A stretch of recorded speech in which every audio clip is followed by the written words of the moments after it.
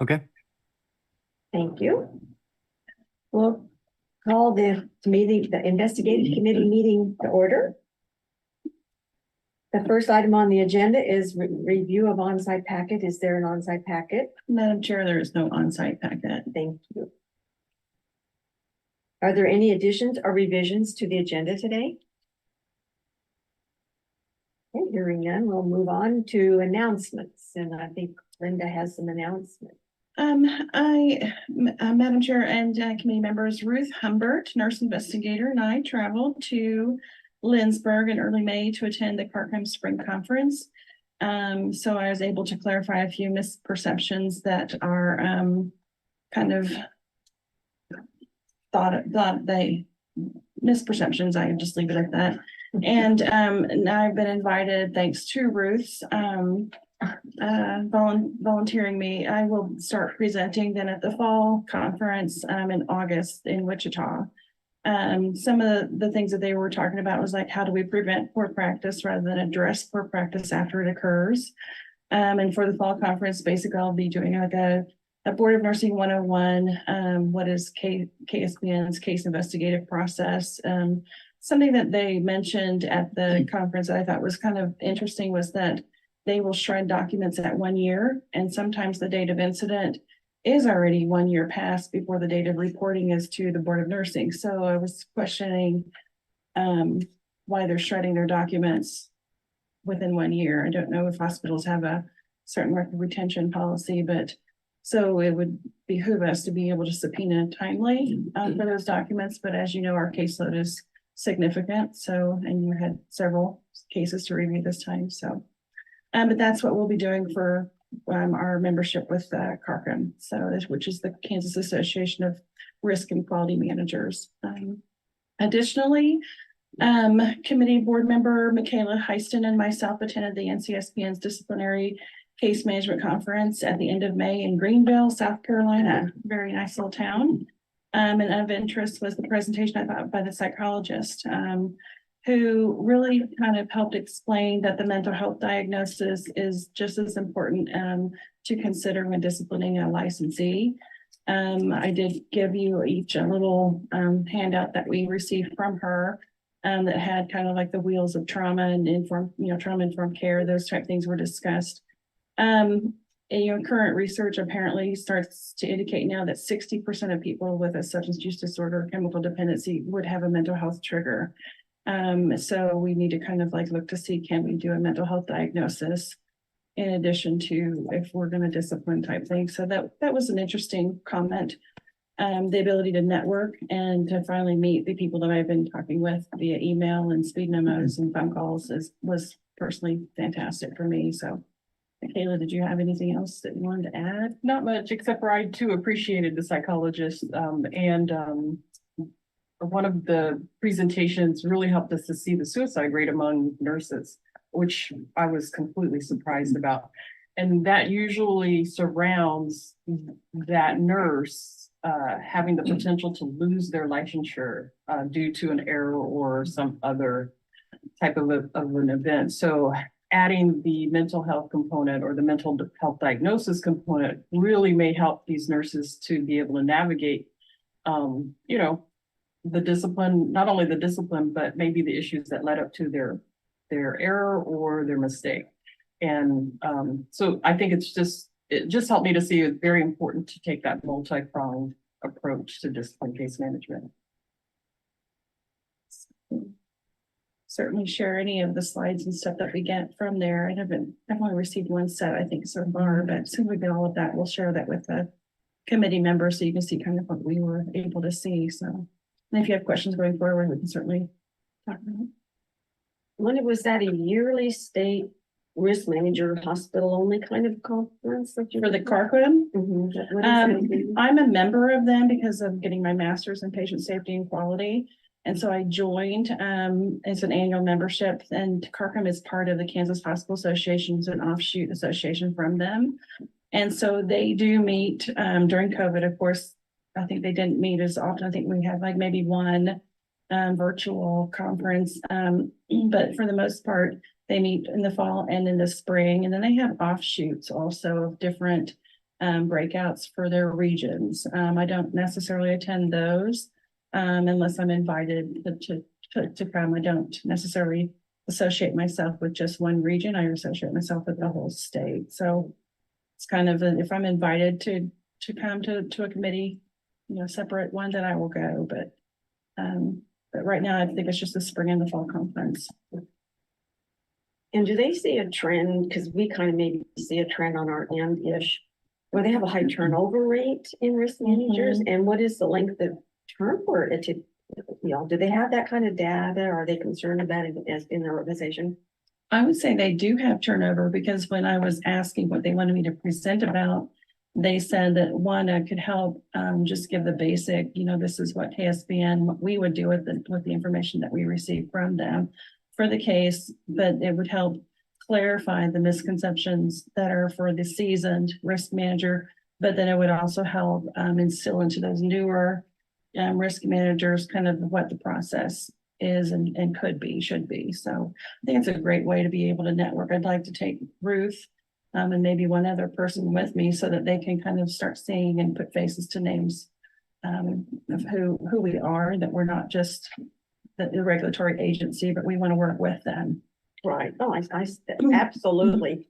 Because we also see some confusion with the SOC reporting system, and especially in the cases we read this time around, which probably can connect to turnover in risk managers, and so that would be kind of interesting even for ourselves. I would really like to see what you've learned with this from these seminars, from both of these seminars, go into our newsletter to educate everyone about the risk factors, from risk management to supervisory to our, frontline people, about how it all affects everyone. And I know with even the recent things happening in where I work, you see the whole world blow up kind of around you, but the top never said, hey, this is what we have to help you while this is going on. We had to say, what are the resources for the employees during this time? I know we have it. What is it again?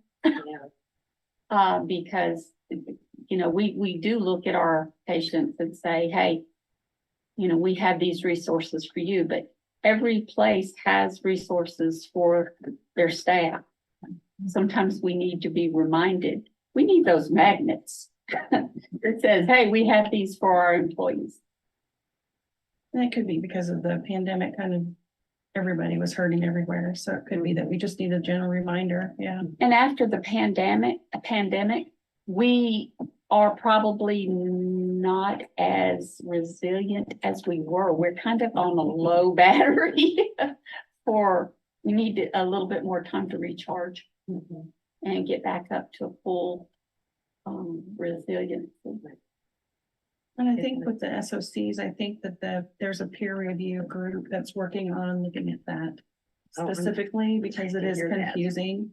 I think from the discussions I remember, they said that there's a disconnect as far as is it an SOC 2 or an SOC 3? The difference only is that it's a reportable incident for an SOC 3. That's under the risk management statute. Our previous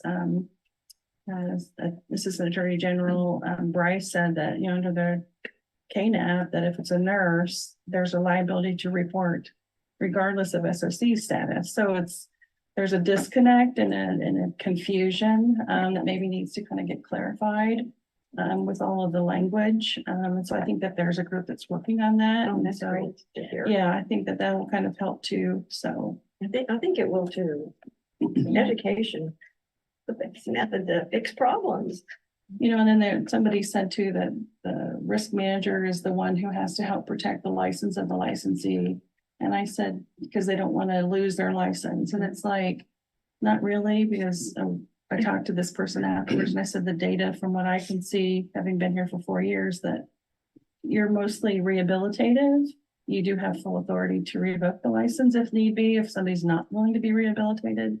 But usually in those situations, they can reinstate within 3 years, after 3 years time period, but then they would have to show their own sufficient rehabilitation. So it's not that they would be permanently revoked, but It's not it's like only- they have to either be working with Board of Nursing and the employer and you know, monitoring program to be able to rehabilitate. Or if they do choose to not, then it's up to them to show that they want to be before they can be licensed again. So I clarified that for the person who made that comment. And they were like, oh, I didn't realize that. So it's not really the risk manager who has to protect the license of the licensee. It's you know, it's a privilege to practice as a nurse. It's the nurse's responsibility to protect their license. So I think there's some confusion and stuff that we can help kind of clarify and start that conversation. So. Yeah, I think that's gonna fix a lot of issues and problems. That sounds great. Well, thank you for going to those conferences. I We think you just appreciate it. really. Thank you, Liz. I enjoyed myself. So it was not only an education, I had some great travel partners. Yes. Okay, we'll move on to approval of minutes from March the 20th, 2023. Were there any additions or corrections? Hearing none, do I hear a vote? I move to approve the minutes from March 2023 as written. Is there a And second? I second. Approved and seconded. All in favor, say aye. I, Opposed, nay. Motion's carried. We'll move on to unfinished business, and first on the agenda is an update of the investigative committee changes. So, beginning on page 7 of your packet is a timeline of events that I'm going to present to the board on Wednesday in my practice specialist report. It's, you know, started from the board's directive at the strategic planning retreat to move to a more timely review of cases. So updates at the what I've done over the past year is to kind of focus on the 3 priority areas of increasing meetings to meet more often, like monthly, assessing operational efficiency for case investigation, and then also for case resolution through the disciplinary process. The example that we received at a strategic planning meeting was from Georgia Board of Nursing, and they have different laws and processes than Kansas. And so we figured out what they can do and how they can do stuff, and they're trying to model some things from that. But after the March 2023 board meeting, I was asked to present a proposal to the June's board meeting to meet more often, how that could occur. The issues I see still are committee composition of the investigative committee. There's only the 3 of you, and 2 of you just got reappointed. Training, there's a misperception as far as that taking a long time to train. We have streamlined a bit of training to where you meet with me and then you meet with Becky as far as the investigative committee chair to go over previous cases and kind of get an overview. And then it's just kind of like dive in and kind of see. We do have now a draft of a cover sheet that kind of helps you also, that you guys have all looked at before this meeting and individually approved, that you want to start kind of like helping to kind of help you review cases timelier. And then there's also the disciplinary statutes and regulations that were modified and edited, and I think a few years ago, and I would have to go back and relook at those, especially with some of the stuff we learned from the case management conference, and you know, what do they need to be updated to be, etc. So the proposal that I have on page 8 will explain that the work done that was regarding over the past year, what it included. We looked at, a lot of the team looked at our internal processes and kind of looked at how we can be more efficient.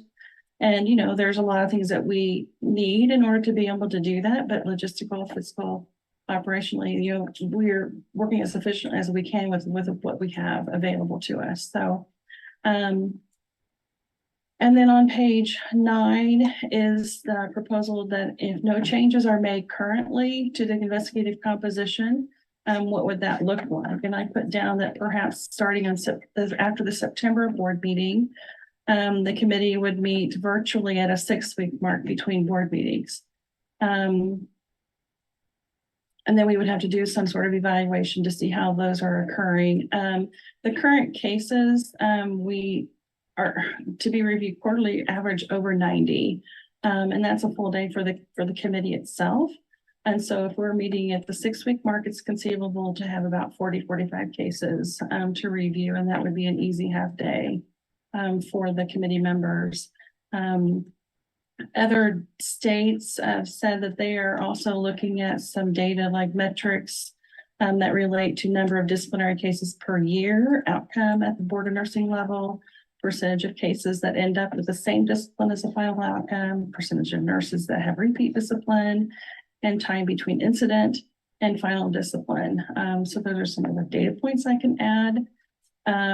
But in the next fiscal year, things that we need to consider is that our investigative committee chair, Rebecca, was going to go, this is her final year after July 1st. So she will be, her term is up next June 30th. So we would need to train a new chair and how to do her job. That's currently what she does a weekly review of applications that have legal history. So how is that going to be going forward? So, and then on page 10, there's that cover sheet that I was telling you about that you guys have all individually looked at. But I'm going to make a proposal that we start meeting at the virtual 6-week mark between the board meetings and see what that does and do an evaluation process to see how what are some issues that surface from there. I don't know. What time of day are you thinking I of knew the you half were a gonna day? say that. What time of day? Are you talking about morning or afternoon? I haven't, Afternoon would be easier. it just depends on the committee composition. Yeah. What needs to be considered is that if there's more committee members added to the investigative process to review cases, then the committee members need to be fully defined so that when the case is transferred to the attorney generals, the assistant attorney generals for discipline, they know which committee members to converse with about that case. I don't want to have, like, say, Becky get communicated with about, Jane Doe when Sure. Becky didn't make the initial decision about Jane Doe. So it needs, those things are logistical that Hannah and I would have to figure out how do we do that. We've also kind of thought about cases that are of more significant issue, like drug diversions, workplace impairment, abuse. Those would be handled like maybe at the 6-week mark. And then like those that are like the CNE audits, things of that nature could stay on the quarterly track. So it's another logistical thing for us to have to do, but at least it would shorten the number of cases, hopefully, that the committee at the 6-week mark would look at. Does that make sense? Okay, because I'm still trying to wrap my head around all of it, but. Does the regulation stipulate max members on committees? Where does the number come from for these committees? Actually, Madam Chair, this is Carol Moreland. Actually, it comes out of the articles. I didn't read. Well, the articles are actually, gonna be kind of discussed a little bit at the board meeting. So, What does it currently read for investigative committee? How many?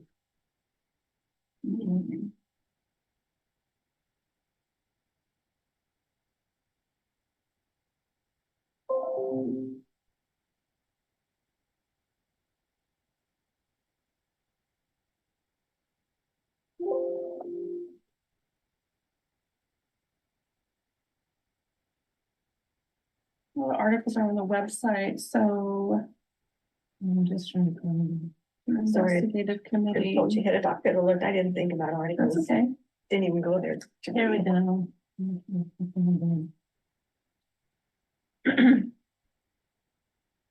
I'll be aware, you can change the articles. The board can change the articles and committees.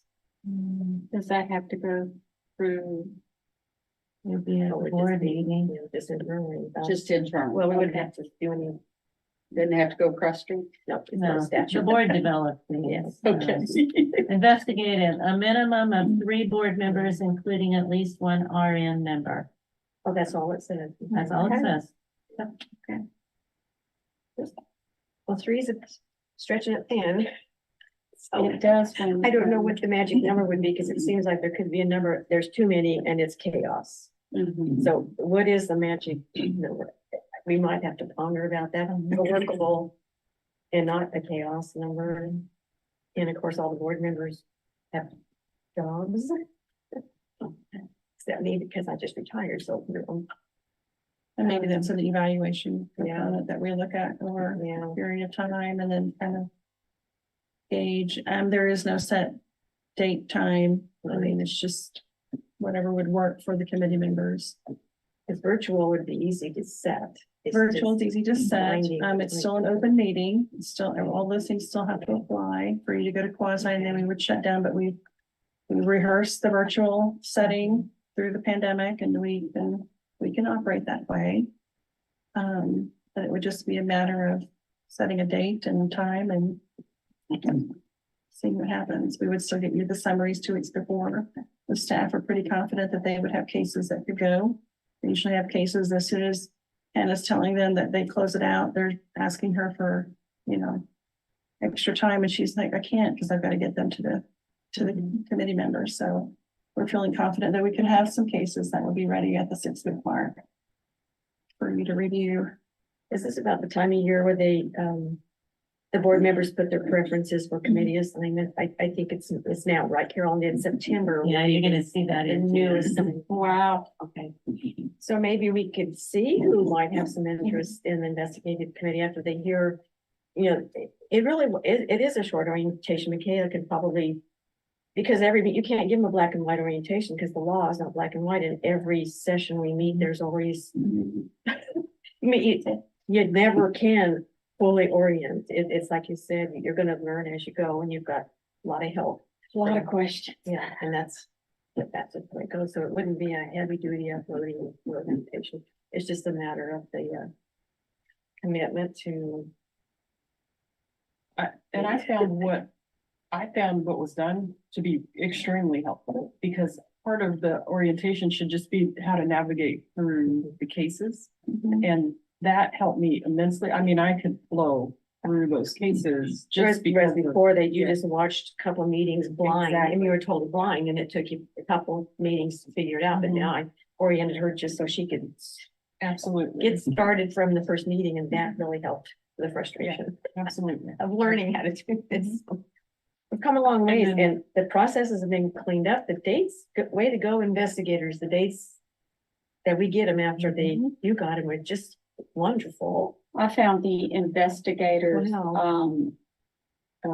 talking to, the nurses, asking the questions and getting their responses was extremely helpful.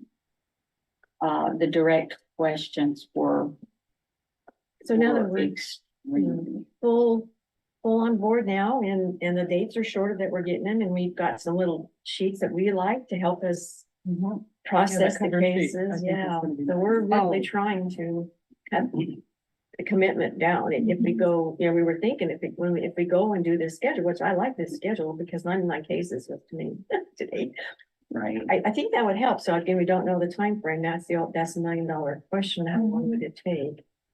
We don't know. We I don't mean, know. We just have to we can try the first guesstimate one. based off of what we're currently doing, but, Yeah. but we did have 94 cases in March and we went a little bit over, past the, time frame, but not too terribly bad because, everybody kind of got. And I like that idea to dedicate the high priority cases more frequently than say the lower end cases, maybe quarterly, that aren't as urgent as the other cases. That's a good. I like that too. Good idea. And that's just, how we can get them through investigative process to make your decision and then it will go from there to the disciplinary side. So then it's up to the disciplinary council to go forward from there. So. Maybe if we put one of us experience with a new one, hopefully we're gonna get in that. Because I think we might have one interested. The first one's gonna be in October, and if one of us or two of us experience with a new one, we can get a feel if your approximation is 4 hours. Yeah. Gonna be needed, or was that a bit long, or of course, you never know the case either, the case intensity. Or if there's a cutoff time, when you're done, and we have to carry them over. And maybe that would make this meeting shorter. I don't know. It's interesting. Sounds interesting. Well, we do have a backlog of cases, so. Oh, we do? And we're fully staffed, so We do. we're fully staffed, so they are cranking them, so, Oh, darn. I'm sorry. I know, but we're trying to get them through, but like I said before, some of it is because, when we joined the compact, cases had been closed, and so when they have a new case, we just kind of tie everything together and get it all cleaned up, so. Eventually, maybe in about 5 years, everything will be, I don't know, guys. They're doing a great job, all of them are. There's just a lot of learning. cases, yeah. There's just a lot. Well, you were short staffed for. We were short staffed for a while. And then you Many changed over months. the programs. There's been a lot of changes and a lot of it, we've done a lot. We've had challenges, but we've also had, I think we're on a roll now. I think so. And then the pandemic, created a whole new way of doing things. So it was all paper before, and now it's electronic. So, and we still have those cases, which Deb is working with me on. How do we help do a case investigation for a licensee who's licensed in another state, but has their action in Kansas Mhm. under their privilege to practice, because we have no way to fully document that in our system. And so, we're, how that works, it's kind of like paper trying to make it into Word documents and where we store it. And there's a whole nother realm that we're trying to figure out. So, those are different. So committee, what do you think about the proposal to start in October? Do you support that? Do you support? Absolutely. I What support has it. she? I support it. I'm willing to try anything. With the Trump? I think that supporting our nurses and getting their cases heard as quickly as possible. Supporting the board, the staff, and getting things accomplished as quickly as possible. Like I said, afternoons work better for me, but We'll see. mostly because I can. Then if we did run over, then I wouldn't have to. I'm going to be a little later. And we will talk about this again at the full board meeting Wednesday. On Wednesday. So I'll do the proposal and then you guys can, if you think of anything between now and then, or Be sure Audrey, I to know say you're gonna be something. gone, but Oh, I Just think let that's it- beautiful, yeah. Sounds let like them know. And It's gonna really, spread out our workload so that we're not looking at 500 pages every 3 months. It did take several days. Several. It's a nice job. You did a lot of work. we've done a lot of work, yeah. Yeah. You were shoring up processes and working on this charge and Yeah. the exploration and can we do it and answering all those questions we had were nice job. Very good. Thanks. Okay, language on terms of the board members. I believe what I was told was that this is gonna be addressed at the board meeting on Wednesday, so it's not a discussion topic for here because it will be discussed on Wednesday. Audrey, since you're gonna be gone, do you need to have anything further about that? or- No, Okay. I'm good. You're okay, okay, so I think that they're looking at the terms of board members, like we just looked at in the articles for the investigative committee, so. KSA 654217 immunity from liability. So, we did consult with Charles, and he is present. So the question that was asked was, if the statute protected you from HIPAA violations. And, it depends on whether the parties are covered entities or business associates. And the question is whether the use of PHI and the reporting of misconduct would be considered a breach. I believe Charles says basically the short answer is, well, the board and authorized staff may access PHI, but protected health information under the provisions of Kansas law and under HIPAA. And the board is considered a health oversight agency, and I can give you the statute that he cited. And then the short answer that he said was that there are procedures to protect the PHI, so the statute in itself does not violate HIPAA. There is an important policy reason for the statute, and he recommends that the statute 654217 be approved and remain in place. So I think that was probably addressing your question that you had about HIPAA. And then immunity from liability. Is there anything else that you needed to have clarification on? That fully addressed my question. Okay. It's a good question. I mean, very good. We know we're okay. I think we need to have a motion then to approve that one. Okay. It was one of the ones we had to review. I move to approve KSA 654217, immunity from liability as written. This Patriot Folks Report, I second. It's been moved and seconded. Is there any further discussion? Hearing none, all those in favor say aye. Aye. Opposed, nay. Motion is carried.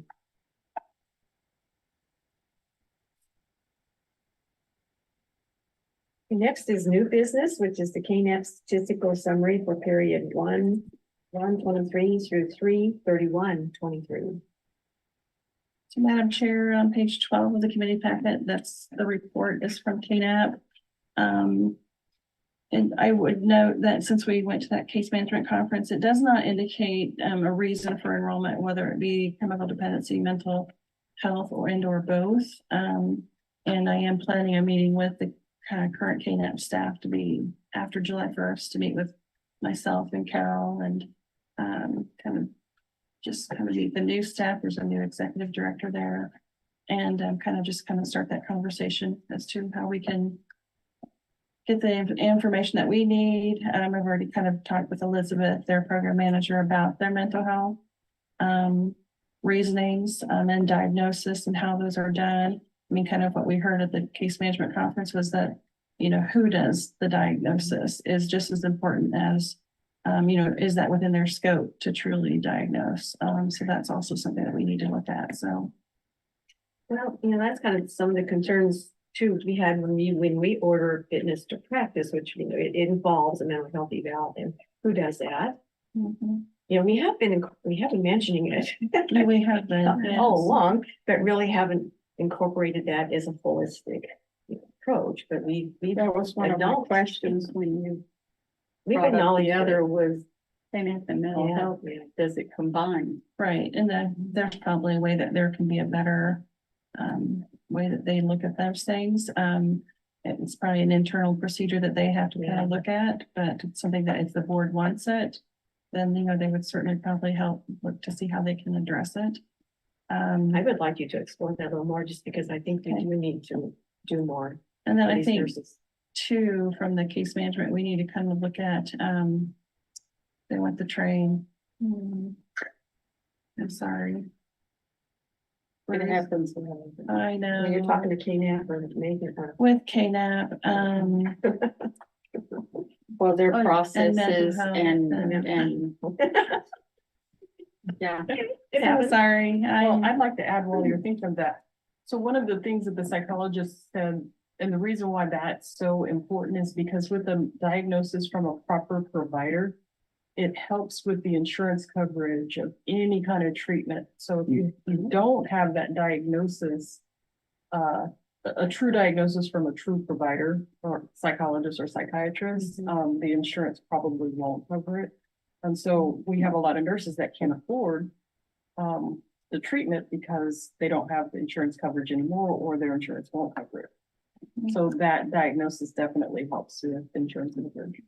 And then the train came back around. So I'm sorry, but then the diagnosis also, sometimes we get the evaluations in and they're like, 6 months, a year ago, 2 years ago. So what is the current diagnosis, and are they currently being treated? Are they compliant with their program? Are they compliant with their, medications? How do we know those things? And we don't really, I don't see sometimes that we know that currently. We just know what has happened to have them enroll. So when and timely do we get a new update on those diagnoses and how well they're complying? So. Now, I will tell you, a lot of mental health providers, once you are stable on your medicines, will turn it over to your primary care provider to continue the meds. Once you're stable, you're doing well, meds are working, they will let them then continue those meds, so you don't have to continue treatment. Well, the probably there's a shortage of mental health providers too. There's a vast shortage of mental But health. what's considered stable then? I Again, guess? so if, you know, you received treatment back in 2010. But if you had an episode, then you probably would, you know, something came up and something, a life altering situation, you might need to get back in and be seen, meds adjusted, that kind of thing. So that might be a situation where KNAP would evaluate if they had that, they wouldn't be able to change the meds. But then Primary care would not be able to. they probably wouldn't pick that up. But then again, you get back in with your therapist and Well, this is all good information because I think the team, when they do their investigations, they need to know what questions to maybe kind of like drill down on into. So when they're looking at people who are enrolled in KNAP and whether they're current or not. So, yeah. I think kind of they- help direct them back to where they can get their help. Because we have heard a lot of that in, you know, where I'm at is that, you know, that's what they do. They send you back to your primary. And then if you need any, you're doing well, you're good. If you're not, let's go back and get reevaluated. And I think the most robust interpretation of this all, once this becomes a lot more opened up, is we were given that decision tree where the nurse makes an error versus something reckless. And if we can catch these diagnoses with a nurse who has made an error, which we saw a lot of those this time, maybe there is a mental health diagnosis that caused them to make that error. Let's catch them then before they become reckless or anything else along the line. So it all ties together. Yeah. Right. And there's We're trying less of to a move stigma towards- because we've opened them. That's true. There's so much stigma with that. Yes. Okay. We'll let you know kind of how the meeting goes with KNAP and what we kind of discuss with them and what we can do going forward. It's a very positive discussion. Yeah, we want to catch them and help them timelier. Right. And maybe that's something that we need to consider in when we looked at the statutes and regulations. I know we drafted like an impairment statute Yeah, I vaguely remember some of that. I'll have to go. that we would have to bring those back up and kind Have of, them somewhere. yeah, maybe that needs to kind of, because I know it passed out of committee, but do they need to go back to committee and re-review since we have new?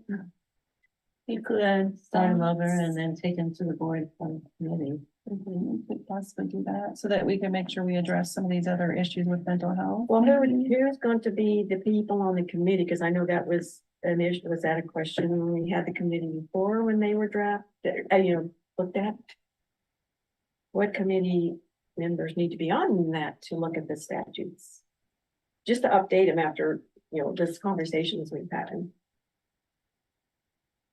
I'm sorry, I'm not sure, I totally understand. Who's on the committee, Carol, to look at those? Who would be? That would probably be this committee if you wanted them to come out of this committee and then go to the board. Part of it is gonna be timing too, because if you look at them in September Yeah. for everything you get a draft back from the revisor to see what it would look like. That's getting very close to when it's starting in January, so. It won't be Timing immediate, is a but it little might bit- be something that needs to be. And since it's a statute, do we need somebody that's legally oriented on there to consult changes that we made? You know how it was Oh, pretty to- legal. Yeah, it was, if I I could remember talk to our right. legal counsel and. Yeah, it's pretty legal language. I remember the last time there was a lot of legal stuff. Yeah, I think that was. Scratch it and, Why do you look throw it uncomfortable? out. Statutes like- are always very legal. We could be Yeah. throwing out something that you can't throw out. Yeah. He wouldn't let us. That's why I always have to sit down with legal counsel on the statutes and say, okay, help me to understand this. Yeah. Cause I'm not totally understanding. Now we could I maybe look at them and just, it's been a long time since I remember seeing them. See how much legal's in there we can throw out. Or what we need to keep, or what we need to change, or, We yeah. already so. talked about me and emails, we're not touching statutes. You know, it'll be a project down the road. It's not gonna be. No. It's not gonna be, we've got too much going with this proposed change we wanna implement with some awesome. It's on, it'll be on the to-do list, but I think we should look at them. They're just hanging somewhere. Okay, next item on the agenda is quasi judicial. Okay. Linda, do you remember the statute numbers that you guys are asking about? Because I wanted to share with Charles. What was it? Part of 1120, you know, that's the big one. It was wasn't it? 1120 and 1120 See, A. that's the big one that we practice off of, and that's why, you know, we wouldn't want to remove something from 1120 that needed to stay without. I don't think there was 1120, was it? No, it was 1120 A was A, and they wrote a new one. There was a new one. There was the Did they new write a impairment one? statute, Yeah, an yeah. impairment one. They wrote a new one. Okay, I can look back through it's been a couple of years. Because I thought Jan wrote, Jan was still Jan general counsel. So yeah, today. it helped with some of it. yeah, she helped some of it. So, yeah, we'll go I back and have see if we electronic can't copy, bring this but back. you up. probably- Well, I'm sure I have a I copy bet of you do. the drafts. I was just gonna share it with Charles. Yeah, since he it's the big wasn't one, involved 1120. in Okay. 1120 A.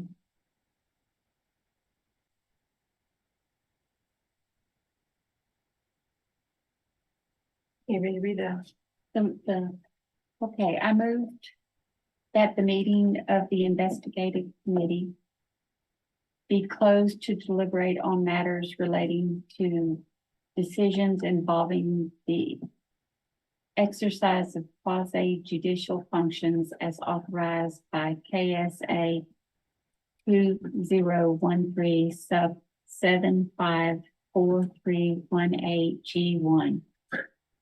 Did I do that right? And I'll second that. Been moved and seconded, all in favor, say aye.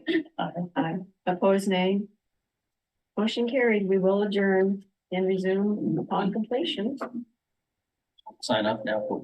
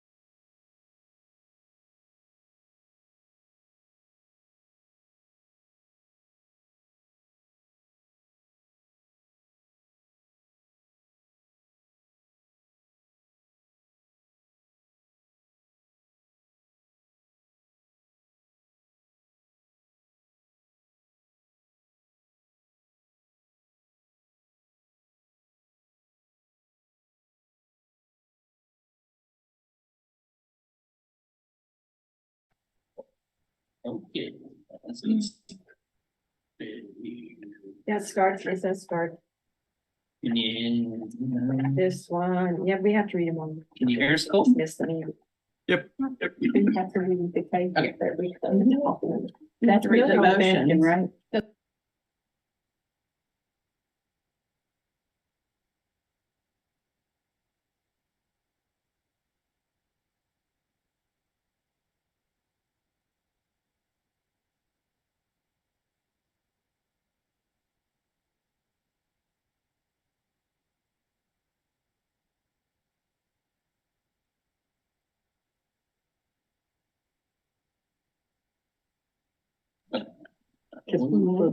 Okay, Colton, they're ready whenever you are.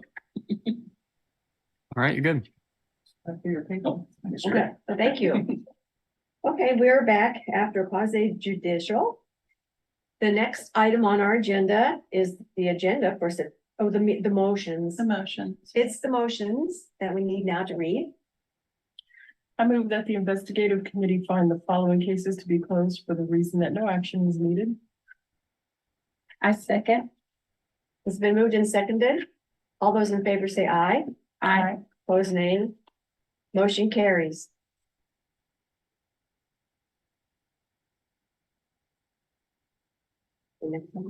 I move that the investigation committee approve by consensus the case disposition represented on the spreadsheet titled reinstatement applications. There's a second? So there was one that I didn't vote on. There was one reinstatement that you didn't vote on, or there was one spreadsheet that you didn't vote on? There was one spreadsheet? I'm Um, gonna tell you now. let's see what It was not a reinstatement we did. I don't think it was. around. it was on this, we're voting on the spreadsheets now, right? Yes, Yeah, I we're think voting it on the was. spreadsheets. reinstatements. Yeah, there's So that was reinstatements on the spreadsheets. Right, but on the one previous, We're not voting on the discussion ones. They were on the spreadsheets. okay. I'll second, I'm sorry. It's been moved and seconded. All those in favor say aye. I, Aye. Opposed? Motion carried.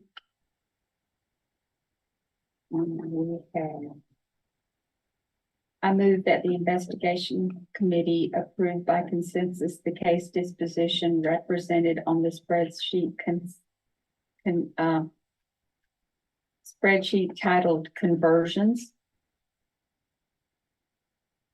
There's a second? Yes, I second it. Been moved and seconded. All those in favor say aye. Aye. Opposed, nay. Motion carried.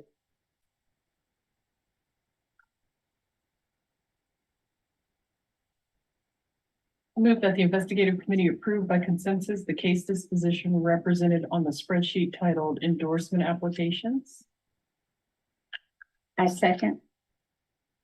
Been moved and seconded. All those in favor say aye. Aye. Opposed, nay. Motion carries. I move that the investigation committee approve by consensus the case disposition represented on the spreadsheet titled inactivated by staff. Second. It's been moved and seconded. All those in favor say aye. Aye. Opposed, nay. Motion carries.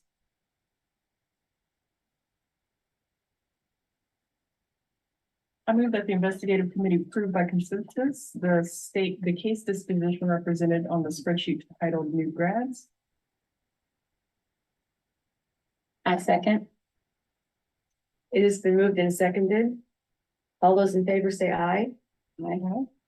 Opposed, nay. Motion carried. I move the investigation committee approve by consensus the case disposition represented on the spreadsheet titled case not opened. A second. It has been moved and seconded. All those in favor say aye. Aye. Opposed, nay. Motion carries.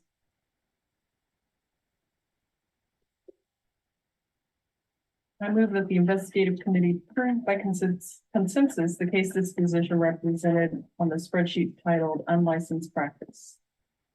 I second. It has been moved and seconded. All those in favor say aye. Aye. Opposed, nay. Motion carried. That's all of it. That's all. I Brought thought that was back- in crooked. Thought that was in good. Okay. Those are the ones that want you. No, that's what, I just had a question on the one that we had done first. These motions are for the spreadsheets. Well, the first one we did was for no action needed. Right, we voted on all the group that we submitted for no action. I just want to verify that that wasn't the one that I, It wasn't. okay. Okay, Sounds good then. okay. And these are the blanks. Now, Because I gave That's you right. the others that were. Did we do this one when, Oh, right under the one to be closed for quasi judicial, did we do that one after? That you found probable cause. That's that one. did we read the problem? We didn't the one I was read reading. that one. It's right under the judicial one. It's it's really long. Were you abstaining from a case, Michaela? Okay, that's individual. That's an individual thing we'll note. okay. But I can still do the note. You can still do that for the rest, because you noted that you abstained. That, I don't question. have it in this stack, so it must be in her stack. Okay. Okay. I've got it down, Michaela. Did we do this one? oh, this one, I can do it. Oh. All right. I move that the investigative committee find that reasonable grounds exist for believing the applicant or licensee is guilty of violating the Kansas Nurse Practice Act in the following cases, and that those cases be continued for further proceedings conducted in accordance with the provisions of the Kansas Administrative Procedure Act. I second. It's been moved and seconded. All those in favor say aye. Aye. Opposed, nay. Motion carries. Thank you. That's the one I was looking for. Thank There you. you go. Okay, Thank you, Hannah. She keeps us straight. now we'll move on to the agenda for September 2023 committee meeting. Agenda items. I can't think of anything that now to bring forward. Well, it's From the a- KNAP meeting, I can bring back what the discussion topics were. Okay, Right. And Adrian, you probably know about the impaired provider programs contract is up at the end of the year. Yeah, I've been talking to the state procurement department to see about what we need to do to get that on for bid. And just had a discussion with another board of nursing that is going through a similar situation, and so they gave me some ideas. With some other individuals potentially that found too. So it's gonna run on that. Oh, okay. okay. So we won't have anything for September necessarily. We might. We might have that, Yeah. will the committee or the board look at that? So it has to be closed, because when you put it out, on it has to be a closed. Maybe an bid, executive essentially. session, So there'll be like non-disclosure agreements and those sorts of things. that are required. probably be full board, I'm trying to get it started a little sooner because we have to have it in place before the so end that of they the contract. can, yeah, so they can bid on it, right? Yeah, Okay. Carol's asked that we start pushing it forward, so I sent, Okay. the gentleman down in purchasing and said that I'd like to have a meeting or something, so that we know So that's in what the steps we need to works. do. Okay, so that, But that's a good point. We probably should do something on the agenda, just if anything, or an update. Okay, an update, yeah, that would be great. okay. Anything else? I can't think of anything. Okay. Okay, well then I guess our meeting is adjourned. All right. Very good, thank you, everybody. Thank Thank you. Thank you.